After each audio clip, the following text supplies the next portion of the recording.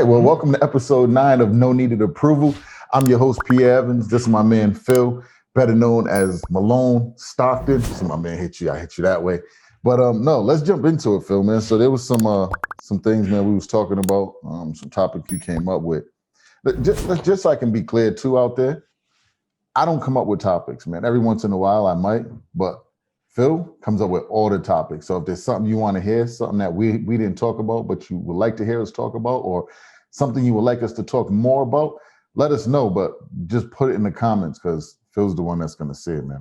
I don't. I just get on here and however I feel with y'all this morning is really what I talk about. You know what I mean? Whatever I dream about or whatever. But yeah, no, let's go ahead, Phil. Let's jump into it, man, before I ramble on.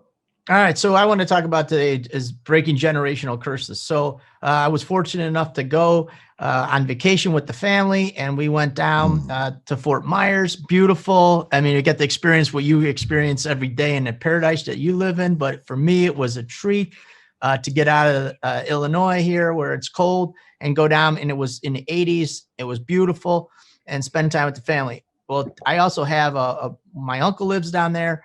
And I went over to see him during the process, and we spent some time together. But I was really understanding what he did is back in the day. He didn't have anything, came from poverty, and what he did is he went into service, and then when he got out of the service, he started a roofing company, and he built the business basically from scratch all the way up. I asked him, how did you come down here? He gave me the whole story, and how he relocated into Fort Myers. He didn't have any. They were broke, didn't have any money. Basically rode a bicycle, to a job site and then he started his own roofing company after a while. But what it really struck me is he couldn't pass that on to his daughter because she didn't want to be a roofer. So he worked his whole life making something to better his family and her.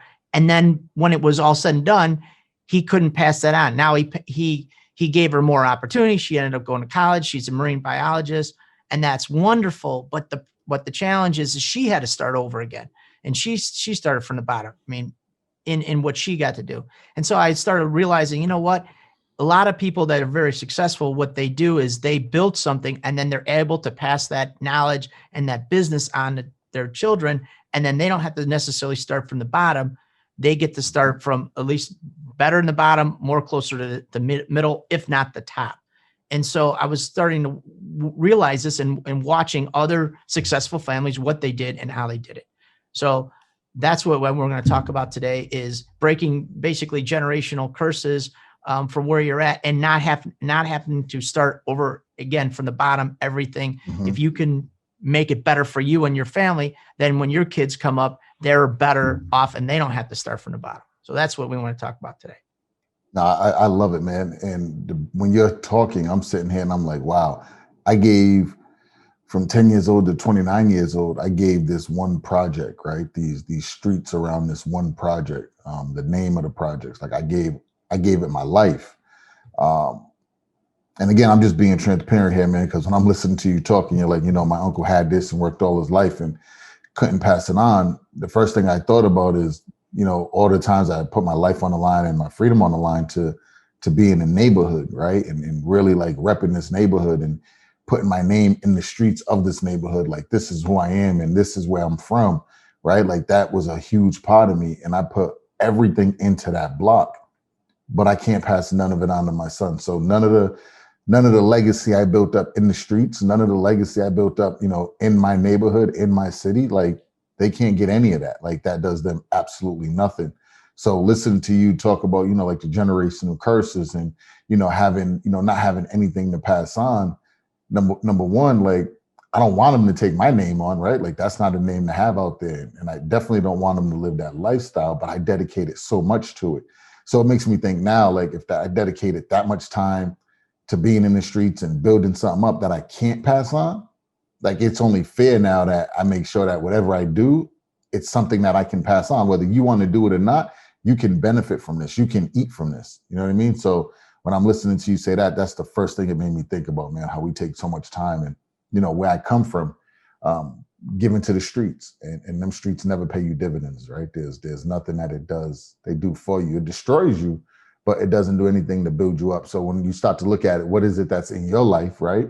Whether it's people, places, or things, no matter what it is, like what is it in your life that you're putting all your time into and not focused at all about a legacy, right? Like you got designer in your closet and you got, top notch on your feet, but these aren't things that like you can't pass these on. Like they're not antiques. Like I don't have nothing from, the older people in my family, like here's this antique, or here's something, like let's pass this through the family. Like this is like, there's a home we go to every summer and we all gather. Like that's not in my family. So at what point, do you stop saying, well, my family didn't do this, and you start saying, listen, I'm gonna separate from the family tree. I don't mean I don't love the family tree, but I'm creating a new family tree based on my thought process, based on the way I work, based on, the life that I want this family tree to be able to produce. Some family trees produce a wealth of love, right? But that doesn't pay the bills. And then you can have a family tree that might produce, wealth of caring. Like they got so much caring in this family, right? So you got love, and then you care, because you can love somebody but really not care to help. You know what I'm saying? But I love you, but I don't care to help. But then you got this nurturing piece, and you have all these other pieces. But at what point do you create, that family tree that is a wealth tree? That everything that comes off of this tree is like you're straight. You're gonna be okay. You know what I mean? Like I want to create that family tree. Yeah, that's the tree I'm looking for, man. That other stuff, who cares? Yeah, and I mean that's what we did. That's what I decided to do, years ago, is to say, okay, when I got an ATM business, that was a way that I could create that generational wealth for the kids. Now, even if my kids decide, you know what, hey, I'm out with that. I don't want to be in the ATM business. I want to do something else. Okay, fine. But the revenue stream from it, because it's almost passive income, that stream can benefit the kids. They don't have to necessarily work in the business, but that stream of income could benefit them. And so that's what we tried to do a long time ago, because I kind of realizes those challenges. Even if the kids don't want to work, they can still benefit from the stream of income. And there's a story. I remember the story where, so many times we do things that we're doing it, we don't know why we're doing it. I remember there's a story that I heard years ago, and the story was that there's a young couple and they get married, and it's Easter time, which we just came out of, but the woman, she took the ham, she put it in the pot, and she cut the left side off, and then she cut the right side off, and she put it in the pot, and then she put it in the oven. And her new husband says, why did you cut off that side and that side? And she says, oh, well, that's the way I was taught to do it. And he said, well, why? She says, I don't know why I was doing. That's the way my mother, when I asked her how to cook a ham, she told me. So then, mom's, it's Easter time. They got the big family over. She goes to her mom. She goes, Mom, why do we cut off the left side of the ham and then the right side of the ham? I don't know, but you taught me. And she says, I don't know why we do that. But grandma, she'll be over. So pretty soon grandma comes over, and now she goes, Mom, why are we cutting the left side off of the ham and the right side off the ham? Oh, she says, that's easy, because I didn't have a pan that was big enough to fit the ham in. So I had to ship off the left side and the right side. And 3 generations, they're cutting off the left side and the right side, and they don't know why they're doing it, And so those are kind of like some of the curses, even though that was a happy story, that we also do throughout our life, that we don't necessarily know why, but we imitated some people. It was maybe neighborhood, maybe people weren't so fortunate to have, the family, like a tight family, but they had their friends, they're imitating that. And then they take that throughout their family when they get blessed with a family. Yeah, you don't know why people do it. I love that, because it's so true, right? Like people give you all this information. You're like, where's it come from? Oh, my mother told me coming up. And, that's why it's wonderful to be able to have older people around that you can turn to and you can ask, like you can trace that back, right? But when you're young enough and you want to ask these questions, right? You can trace it back. And I look at now, there's so many things that I would love to be able to ask my grandmother, right? Or ask my great grandmother, like, where did this thought come from? Or where did this come from? Or when did this start to happen? So you can start to see changes in the family. But now, like, my great grandmother's not there, my grandmother's not there. So it stops at, the oldest relative in your family, which he's like, yo, it came from my mother. So these things kind of end. And just like we're losing, like generational wealth, like it's not, and when we're talking about generational wealth, let's be clear, it's not just money.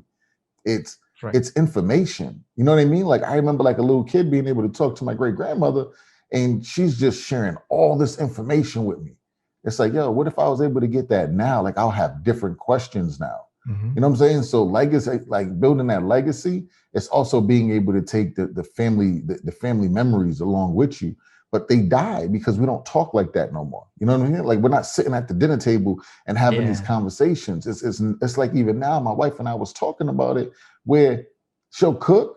My daughter will go to her room. You know, my son will go over to his room, and then we're going over here. It's like, yo, like we don't have this time together to eat, right? So I'm like, listen, well, when we go out as a family, like we can start there, like let's not have the phones, you know what I mean? Like let's just be into each other, let's have these conversations, and hopefully at some point it becomes contagious where we're sitting home and we're having it, right? So like that's one of the things when we have like seafood, when we're eating seafood, like we get the big thing, my wife pulls out, you know what I'm saying, the plastic all over the place, right? We're just cracking stuff on the counter. So now we're just all sitting around this area and we're talking and we're cracking crab and cracking lobster and all of this other stuff, right? Like if we had more of that, that creates legacy in itself, because these are things now that the family passes along, right? And it's like, oh, we used to do this when I was a kid, and Right. these things go into your family. We need to be more intentional about doing that and creating wealth on all the platforms, right? From a love and emotional, financial, spiritual, like creating wealth on all platforms, man. Like that would be just phenomenal.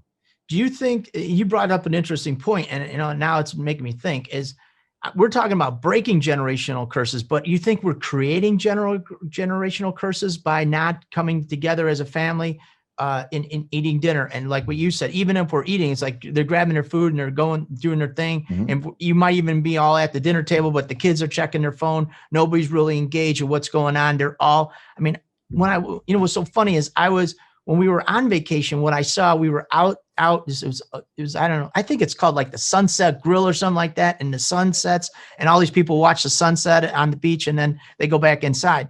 But when we were eating, I looked over and there was a table about 5 people. It looked like a man and his wife and 3 kids. And each one of the kids was on their phone like the whole dinner, and I thought, wow, they're really missing out. You got the sunset, the amazing food, and and they could be talking, watching the sunset, and here they're on their phone.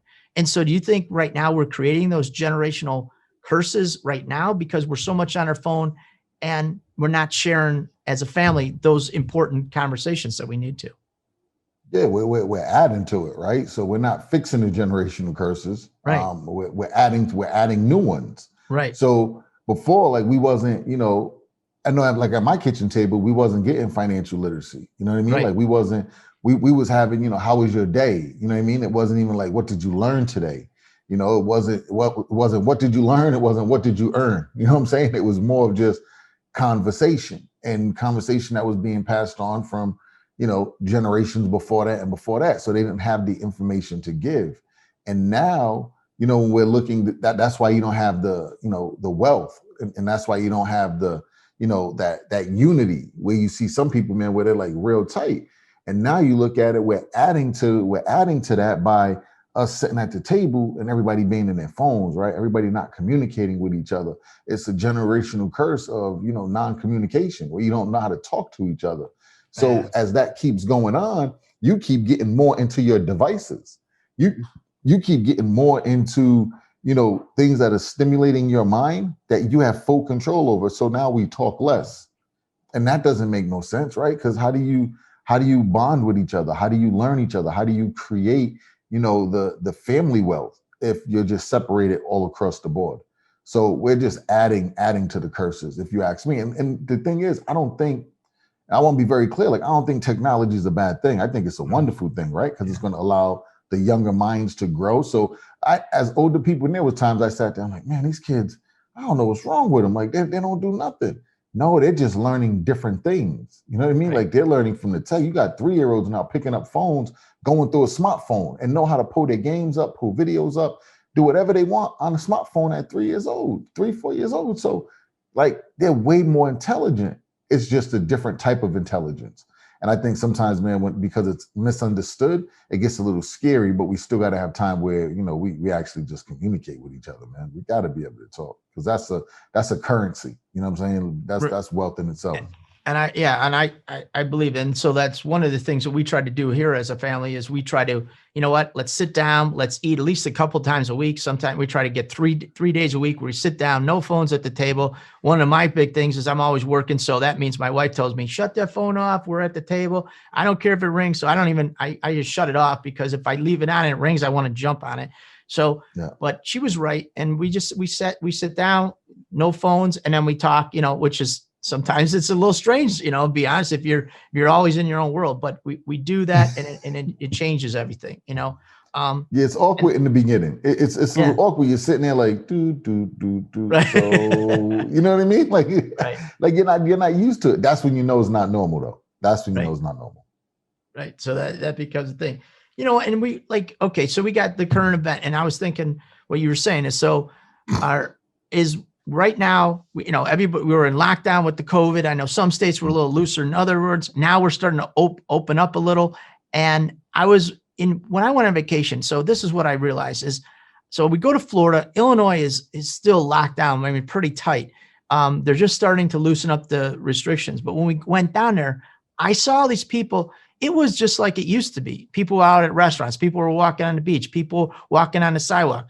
There wasn't hardly any masks. To be honest with you, I saw some masks and the servers were wearing them, but nobody else throughout where I was at the Florida, the airport, that people were wearing them, but that was it. All the other places, nobody was wearing a mask. And I thought, wow, here they've been living this way, and I'm living a different way in a different state. And it also got me to thinking, you know what? Not that, health is a scary thing, and I'm not saying not to be safe, but what it really triggered in my mind is how many times I wasn't taking a chance when somebody else was taking a chance, and they're living in Florida and you're probably living in Arizona. I know you got a little different restrictions that we got.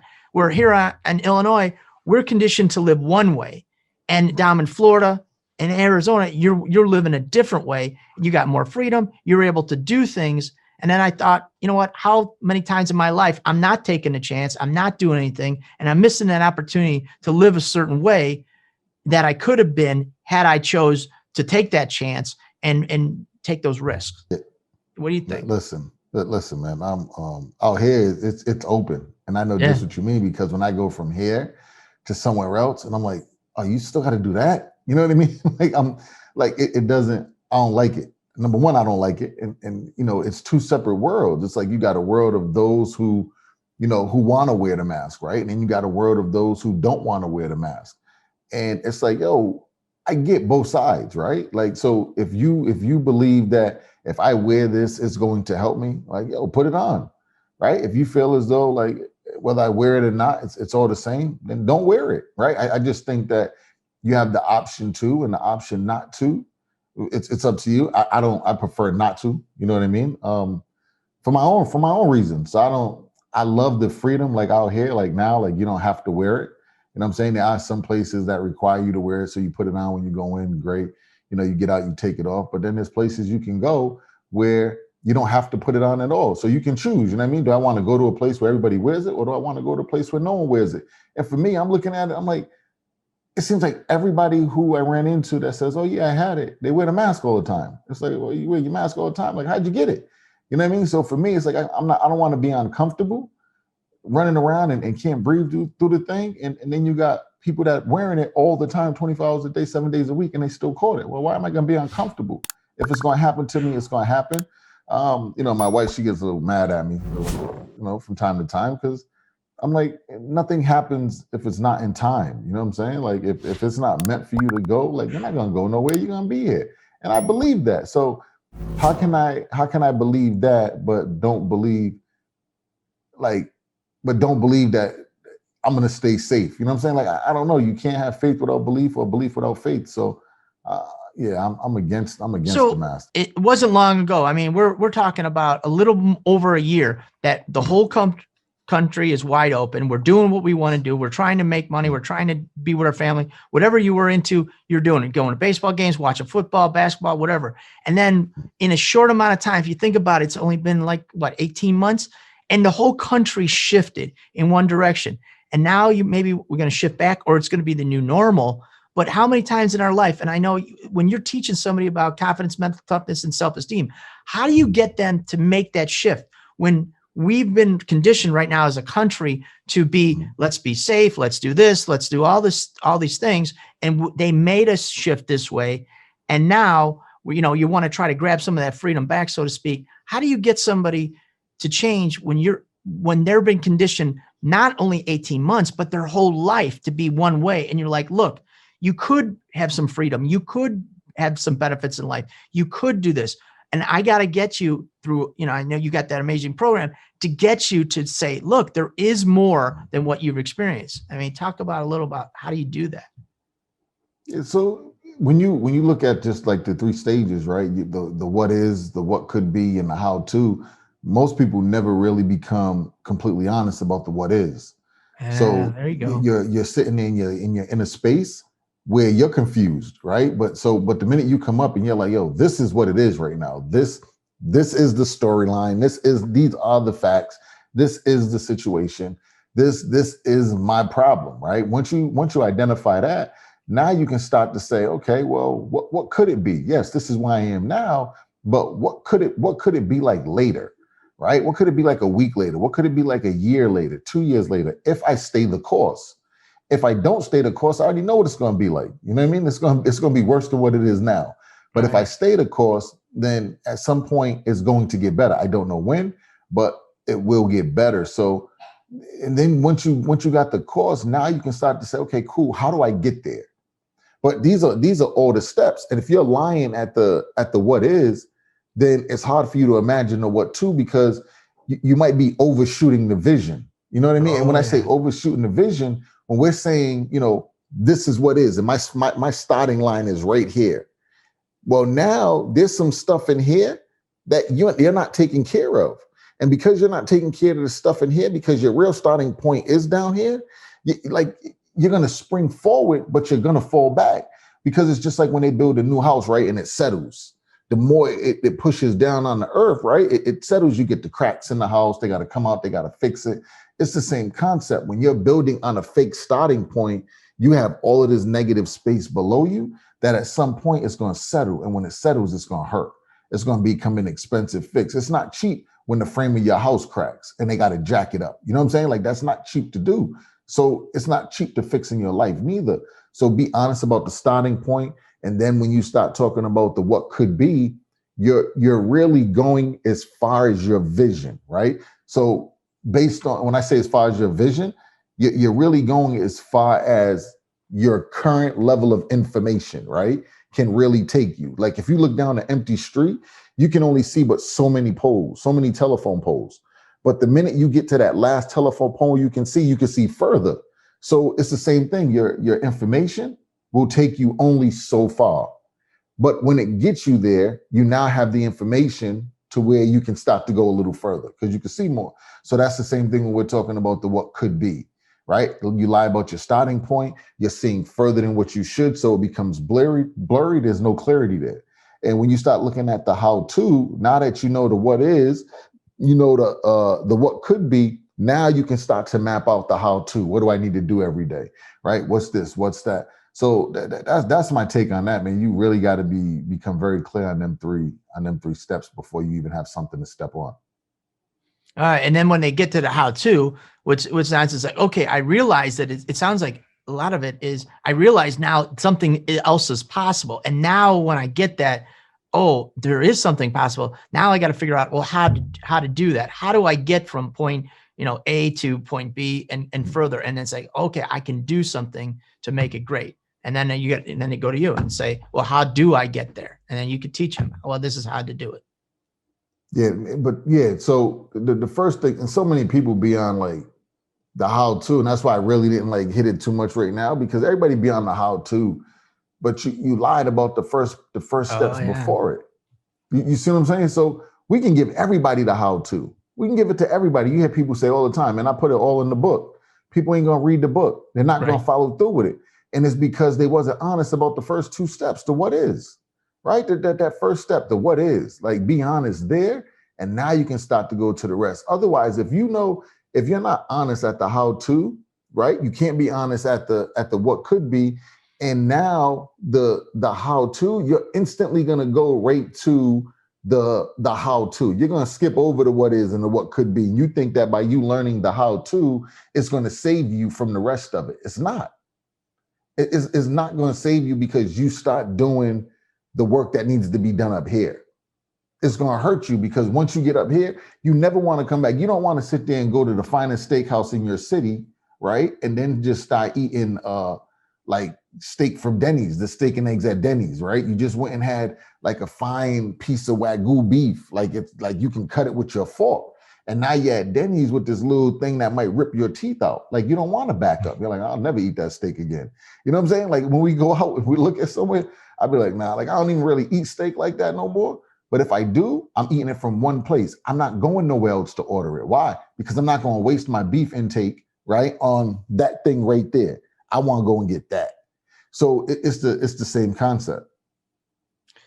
When I was a kid, so I was walking on the beach with my daughter, and I said, how do you like this place? And she's like, oh, I really like it. And I said, well, and she's got this little app on her phone. Okay. And the app shows her where all her friends are. And so I was looking at where her friends are, and some were up in Michigan for spring break, and some were down in Mississippi and Georgia. And there was a few in Florida. There's actually one of her friends was down at the other end of the beach where we were staying, maybe about a mile down. And I thought, wow. I said, look at all your friends. She's like, well, Daddy, that's just my generation. She's like, we get to go on vacation. And I thought, wow, how far I don't know if I'm spoiling the kids or not, but I was saying, me, how many vacations I went as a kid? And she goes, oh, yeah, I never hear you talk about it. How many? I go, none. I go, we never went on a family vacation ever.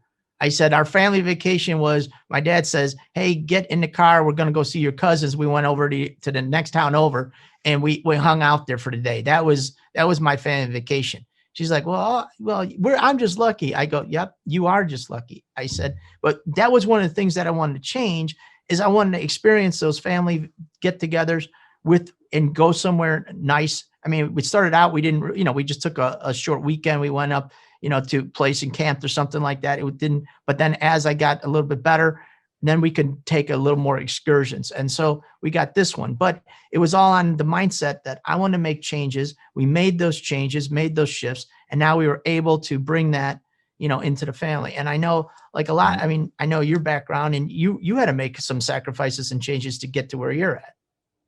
Yeah, absolutely. But one of the things though, when you said your daughter said, yes, it's my generation. Like it's funny how the mind works, right? Because we only know what we see. Right. So when you're like, yeah, it's my generation, that's not your generation, it's the demographic, right? Like it's two different things. And when we start to look at it, but this is the mindset we be in. So just like when your daughter said, this is my generation, like my generation goes on vacations. Right. Well, there's another group that says my generation never goes on vacation. Right. You know what I mean? So depending on what you see on a regular basis and what you do, it molds you for like what you're going to become. So when you're sitting here like, this is my generation, this is what we do. When it finally hits you and you're like, oh, everybody else don't do this? Like, huh? Like you can't begin to comprehend that. Like it doesn't make sense. But when you look at it and you're like, this is what my generation does. Like this is what and you get that mindset, you just start growing up and it becomes part of your normal.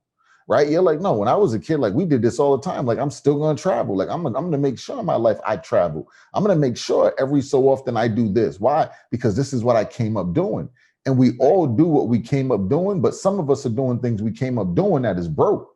You know what I'm saying? Like it's broken all the way around, whether it's mentally, emotionally, spiritually, financially.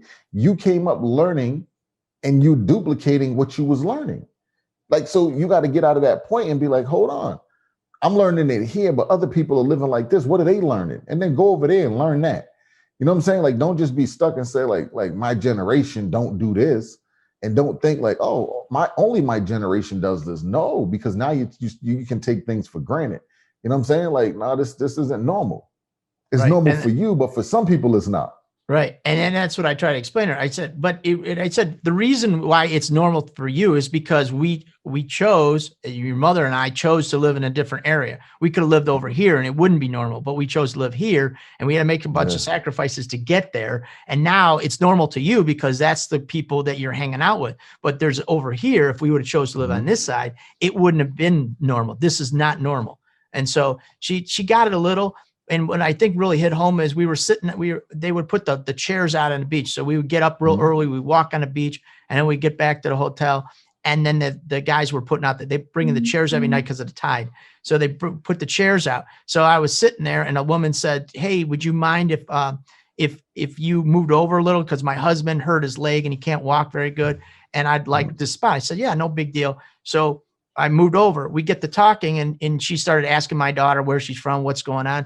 And she looked at my daughter and she looked at me and she says, you are very lucky. Your parents are very good to you. And I'm like, yep, see, there you go. So a stranger realized what I was just having that conversation just a little bit ago. And so I think she got it a little, that she understands that she's blessed and it was because of sacrifices her mother and I made. But does it resonate? But we did. We broke those generational curses. We got her in a position to come together as a family. And now we're going to take it to the next level. And hopefully we can build with her. So then she and her children, if she decides to have children, it's even better. And when you start talking about like that normal thing, right? Like, no, this is normal. Or, that's not normal.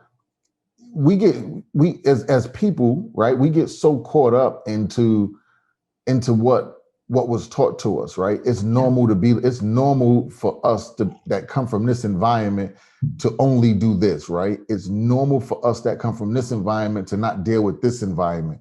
It's not like each area, each level has its own normal.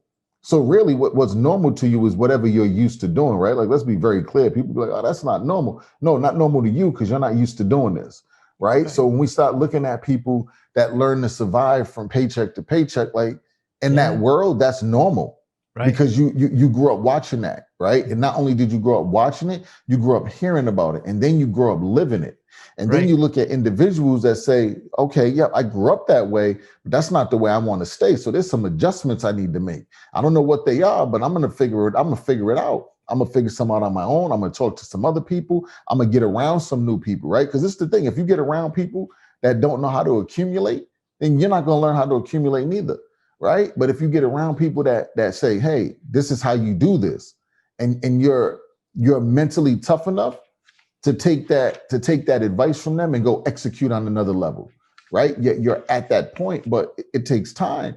But if you don't get around individuals to help you make a change that you don't know exists, right, or you don't know how to get started with it, it's not going to happen. So your normal is whatever you decide you want to do on a regular basis. That's your normal. Right. And sometimes your normal can be like, it can make you deathly ill. You know what I'm saying? Or your normal can make you extremely healthy. And you can take that how you want, right? You can be deathly ill on, emotionally, spiritually, financially, physically, right? Or you can be or you can be well. So you get to pick. Is your normal making you ill, or is your normal making you well? Right? Like, you get to pick which one. You just got to make that decision. And the crazy thing is, when you come from an environment where you never seen nobody do their normal, make them well, you don't even know where to begin to get started. And it doesn't seem possible. You know what I'm saying? But it is. You just got to decide to change your normal. What was that? Somebody said, you know what, you got to get out. And it's so true. I remember, look, I mean, I grew up about 10 miles from Wisconsin, and we never went there. I never went to Wisconsin. It's 10 miles. There's a bunch of lakes. There's all this amazing stuff. And we never went there as a family. I mean, I literally stayed in probably about a 4-block radius pretty much my whole life. And it didn't make any sense. And then I got to go out and see different parts of the world. And when I got to see that, I'm like, wow, this is something I didn't even know this exists over here. And so it was amazing. What was that kind of like for you, that you realized, hey, you know what, I want to change. I'm realizing that there's something that I came up with and I grew up with that isn't really where I want to be going forward. And now I want to make that shift, but I don't necessarily know what that shift is. Can you tell us what that was like for you? Yeah. And listen, if y'all didn't get the book, go to the link in my bio, grab the book. It's a free, get a free audio copy and get the digital copy, right? Because I talk about it in there. But one of the things for me is that really gave me that the world is bigger than my projects is I was able to move out to California when I was 12, right? So I got to live with my uncle who was an entrepreneur. So I watched him build. I watched him go through some ups and go through some downs, right? I watched this whole thing. Like I sat in on the business meetings. I went to the black tie events as a young kid. Like, what I'm saying? Like I was like, he had me in these environments. So for me, like that's where it gave birth. Because when when you're sitting there with your uncle and you're young and you're watching them go in the bank and cash these checks, you're like, whoa, like I didn't know we do that. You know what I'm saying? I was like, I didn't even think about your car. You know what I'm saying? Like you had no bread like that. And he was like, oh, Pete, come on, man. It's out here. Like it's here to get. You know what I'm saying? And from having them conversations and seeing him, it became real to me. Like in my projects, I didn't meet no business owners. Anybody I met that had a business, they was hustling. You know what I'm saying? Like your business was being on the corner and selling all day. Like that was your business. I didn't meet no one, I met someone, had a lemonade truck, but I'm like, you ain't balling out of control with no lemonade truck with one. You know what I'm saying? You paying your bills. So it was just like working. But when I see my uncle like have an office, have a team of people around him and, got an office in this city and then an office up in this city. And I'm like, whoa, like you got 3 offices along the coast? He was like, yeah, man, business is good. You know what I mean? So that gave birth to me and showed me that my city was bigger. But when I moved to Cali, right, when I was out there, I was running into people that, lived 30 minutes from the beach and never been. Like, nah, we don't go to that area.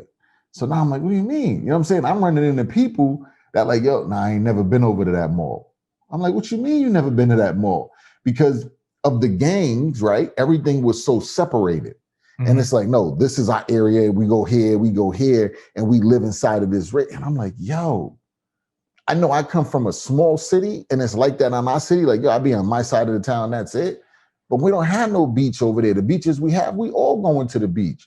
I'm like, you're not going to the beach? You ain't been to that mall? Like, you really confined to this one little area? And they're like, yeah, man. Like, yo, that's how I've been here all my life. I ain't never been to LA. I'm like, you never been? I'm like, huh? Like it blew my mind, right? To hear you never been to these cities where there's things there's things there to do and you never been. And it's like, wow, man, like I don't want to live like that. I want to be able to go wherever I want to go when I want to go. You know what I'm saying? So me, man, getting with my uncle, that really opened my mind, man, and showed me like, yo, there's a whole nother world out here.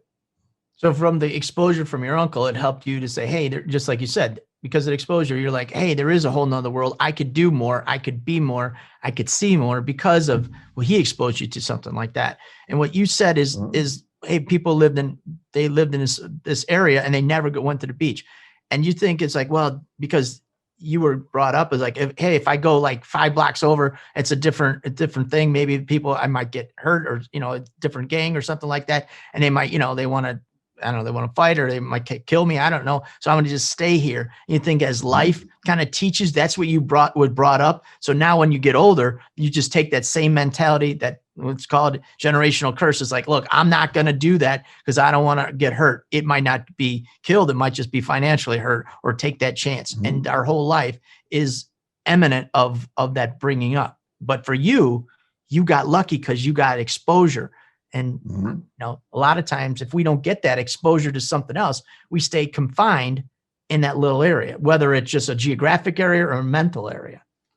Yeah, no, absolutely. And geographic is like, that's huge because as you're talking, I was thinking, I'm like, man, where I grew up at, we bordered like a couple other cities that was like mostly whites in them cities, right? And it'd be like, yo, don't go over to that city. Like, yo, you get pulled over. Don't go to that city. You get pulled over.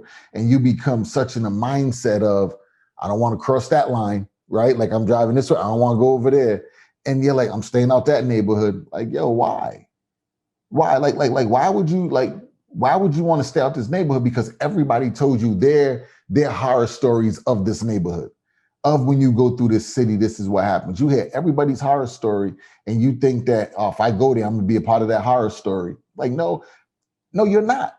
And then you take that through life. Like, Oh, now I don't want to go in there. I don't want to be part of the horror story. Nope, I'm gonna stay over here into my own little crew. I'm gonna stay over here in this. You see what I'm saying? And you start putting yourself in these mental boxes, and you don't go somewhere based on some experience you have from other people.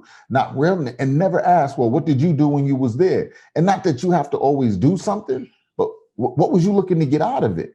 Like what happened here? Like what was this and what was that? You see what I'm saying? Like we never ask them questions. We just take the horror story. Because you might tell me, nah, I was driving through here, they pulled me over, this happened, that happened. But you left out the fact that you was going down a 45 mile an hour road doing 85. You see what I'm saying? Like you left that part out. And not saying you can't be doing 45 and you it still happened, but you left out the fact that you was doing 85. You see what I'm saying? So now you start to relate everything else, because maybe I just got to go through and set cruise control at 44 and just cruise through the city, and I'll be fine. But I'm taking your word for it. And it's hard to break a cycle if all you're doing is taking the word of everybody before you that wasn't looking to get to where you want to get to, or wasn't productive in their life, and you're taking their word for it. You know what I'm saying? So now all you're doing is you're creating, and you're really stretching out the generational curse, because you're bringing the same nasty information. Makes no sense.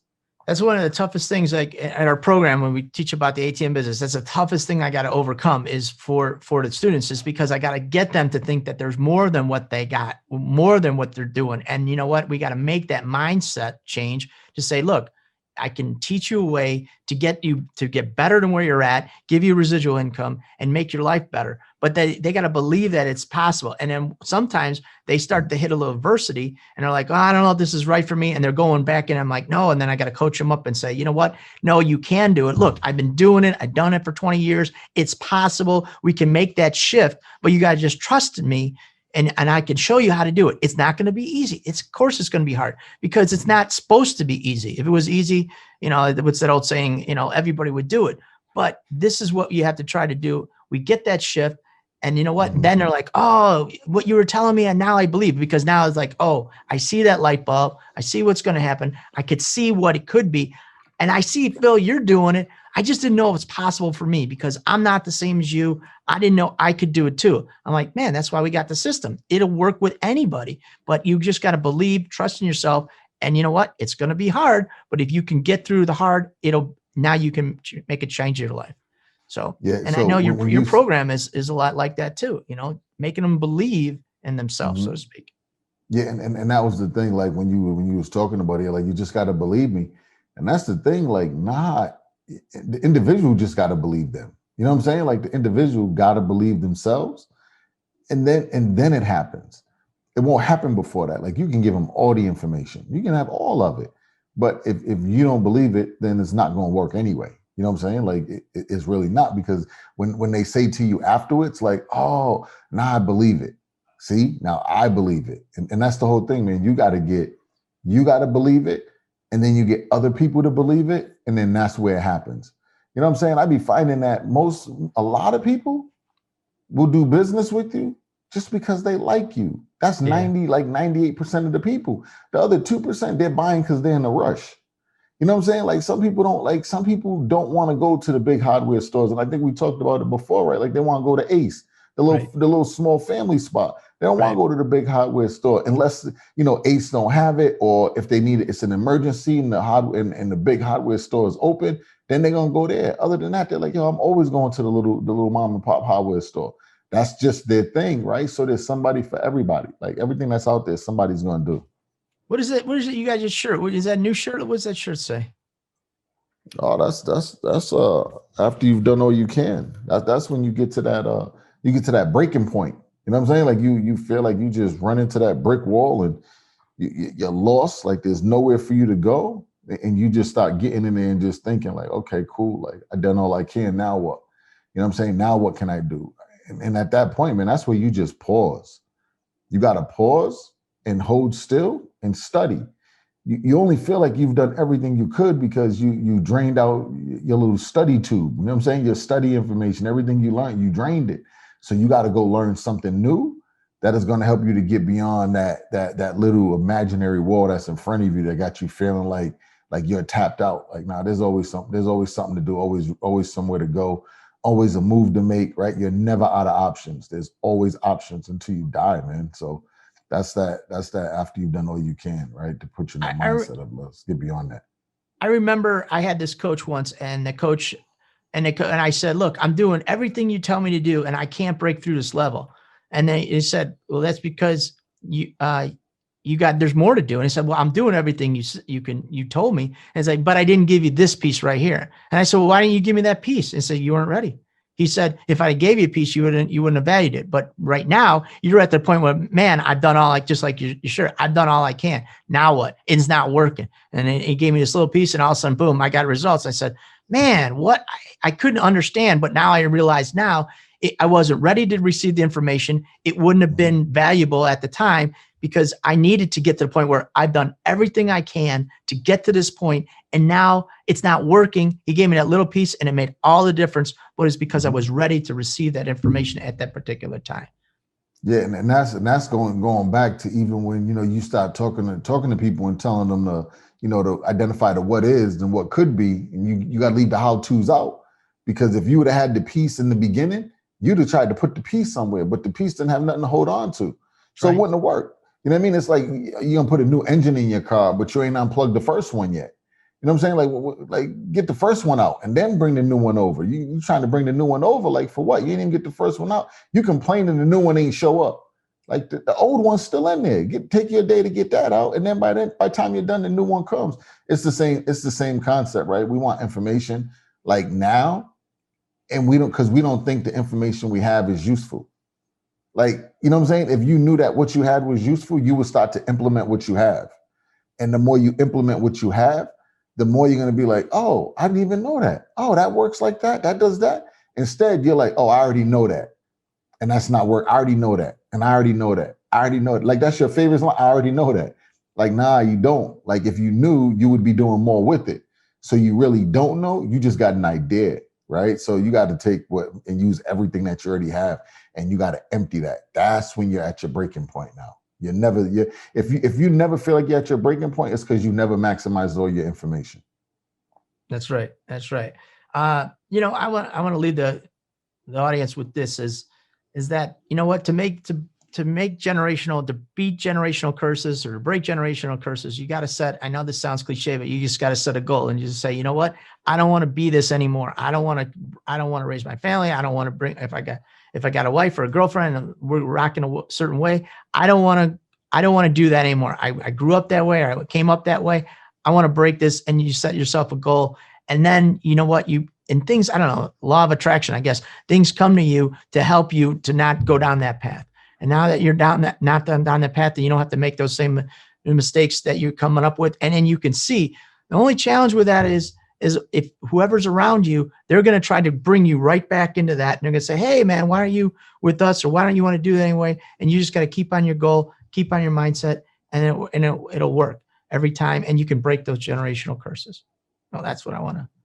Yeah, I love it. What would you like to say? At the end of the day, hey, listen, I'm being my Russell Simmons right now. Thank you for coming out. God bless. Good night. Now let me stop. Right. So, man. So what you just said is golden. You know what I mean? It's really that focus, and that's why debriefing again, man. If you don't have, it's in my bio. Click the free book. Go download it. It's going to give you the debriefing worksheets. Like take that. It's going to help you. Right. At the end of the day, like you got to make sure like you're constantly staying focused, right? That's one of the things you're asking yourself every day. You know, where did I dominate with my focus?